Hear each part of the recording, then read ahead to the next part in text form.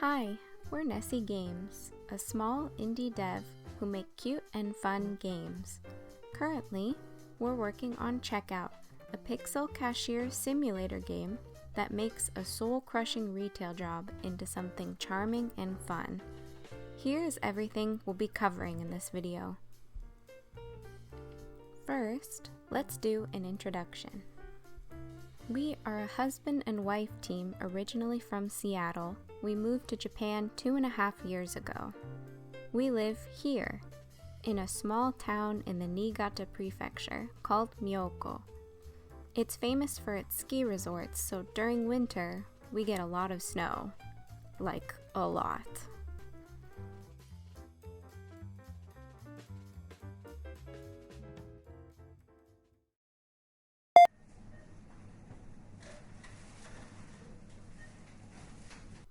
I'm Michelle, the artist and writer. Some of my favorite games include Uncharted, Skyrim, and the Nancy Drew series. My other hobbies include drawing cute cats and doing sports like tennis and snowboarding. We live 20 minutes from the lifts, so during winter I can go every weekend. And this is my husband, Steve, the programmer. I'll let him speak for himself. I don't like video games. I'm in it for the money. Just kidding. Favorite video games? Witcher 3 for sure, and Cyberpunk 2077. Obviously, after the patches.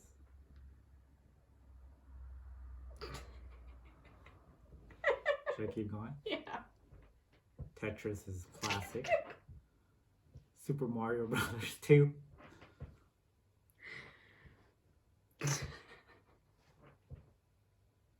Favorite movies? Is that the question? Oh, your hobbies. Watching movies. Name 5 movies you like. Interstellar, Tenet, and Blade Runner, for sure. Terminator 2, and Super Mario Brothers, the movie. What other hobbies? Obviously gaming. Mm-hmm. I don't do as much these days, but I do like art.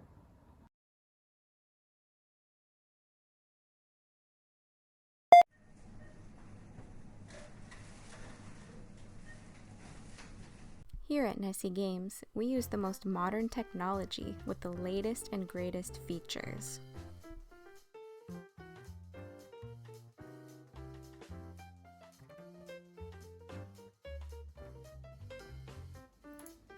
Hey Steve, Yes, what kind of computer is that? it's a MacBook Pro. Is it MacBook? Yeah. You sure? Yeah. And we have the coolest studio space where all the magic happens. Try not to be too jealous.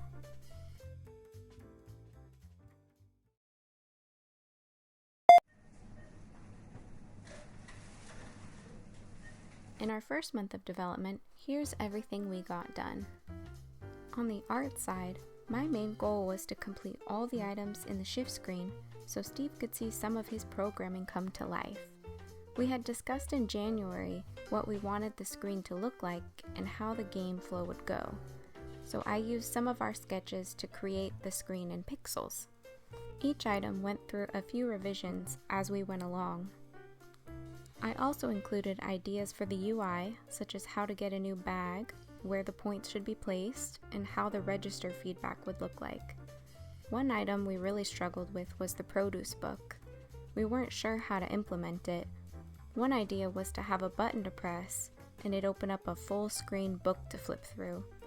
I felt like it would disrupt the player's flow, so we decided to have a book below the register where you could flip through but always have it open. Steve actually made the produce book. He's an artist turned programmer, so he's able to help in every area of development. As for the programming, Steve's goals were to learn Godot and to create a prototype. He already knew how to program for the web, but this was his first game engine. So first, he created a basic game loop, and then realized how he set it up wouldn't work, so he started over. That's part of learning. So at the end of the month, he learned the ins and outs of Godot and how to implement Godot's UI drag and drop system.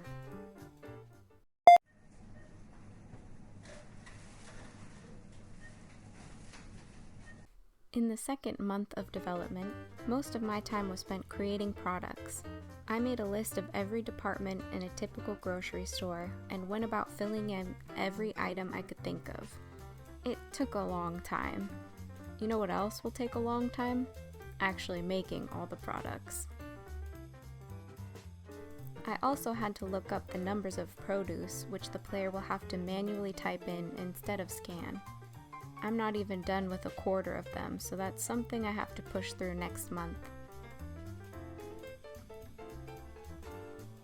For programming, Steve's goals were to replace the placeholder art with final versions, add sound effects and music, and add animations. Each of these parts required some research and testing, so it's never as easy as it appears. At the end of the month, he was able to implement all of these things, though there is still more work to be done. He said art and audio seemed to take more time to source and complete than programming.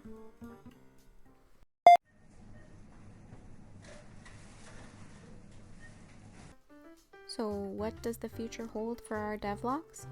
We hope to show you our process of developing as an indie dev team if you're interested in that sort of stuff. We also want to show you game updates as we go. We have a lot of ideas for games of all genres, so stick around and maybe you'll find your next favorite indie game.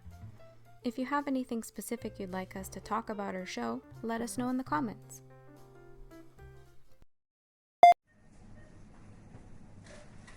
You can find us here on YouTube for our devlogs and other videos. We have an Instagram and TikTok where we show snapshots of progress and other behind-the-scenes stuff. We also have a Twitter where we will post official updates.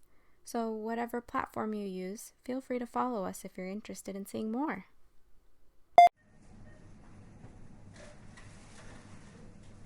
I thought it'd be fun at the end of every vlog to share a favorite game quote from both of us.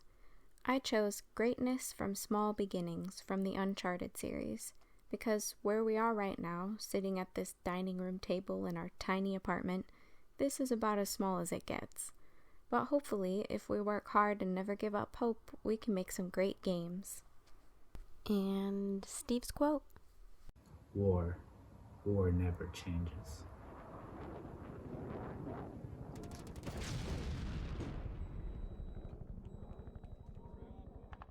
Alright, that's it from us for this devlog.